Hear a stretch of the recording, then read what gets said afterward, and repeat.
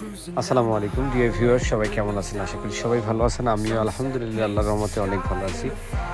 আমি এই মুহূর্তে খুলনা রূপসা সেতু আসলে দিনে পার হওয়া এবং রাত্রে পার হওয়ার দুইটি ভিডিও পাশাপাশি দিয়ে আপনাদের বোঝানোর চেষ্টা করছি। আসলে এই সেতুটির এই সেতুটি রূপসা নদীর উপরে অতিবাহিত হয়েছে এবং এই সেতুটি যখন আপনি পার হবেন, দুইটা ভিউই আপনাদের দেখানোর চেষ্টা করছি এবং এখান থেকে আসলে রেলের একটা ব্রিজ আছে, সেটা আসলে উপর থেকে দেখা যায়। যদি আমি ওইদিকে তাকাতাম সেক্ষেত্রে ভিডিওটা আসলে সুন্দর হতো না, বিদায় আমাকে স্টিল সোজা তাকিয়েই ভিডিওটা করতে হয়েছে, যার কারণে আমি আপনাদের সাথে আসলে ভিডিওটার শুধু রাস্তার দৃশ্যটাই আপনাদের দেখানোর চেষ্টা করছি। মূল কথা হচ্ছে খুলনা রূপসা সেতু আসলে বৃহত্তর এই রূপসা সেতুর মাধ্যমে খুলনাবাসীকে অনেক দূর এগিয়ে নেওয়া হয়েছে, যেমনটা নেওয়া হয়েছে আমাদের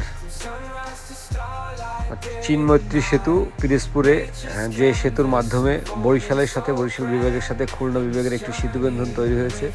ঠিক রূপসা ব্রিজটাও ঠিক তেমনই একটি সেতু, যেটা বাগেরহাট পিরোজপুর বরিশালের সাথে সেতু বন্ধনের প্রথম ব্রিজ এবং এই ব্রিজটা অনেক বড় এবং সম্ভবত জাপানিজরা ব্রিজটা তৈরি করেছে। আমি যতটুকু ইনফরমেশন জানি, যদি ভুল থাকে ক্ষমা করবেন।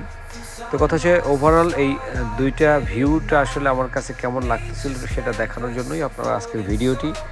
আপনাদের সবাইকে অসংখ্য ধন্যবাদ জানিয়ে আজকের মতো বিদায় জানাচ্ছি। দেখা হবে নতুন কোনো ভিডিওতে, নতুন কোনো অধ্যায়। আসসালাম।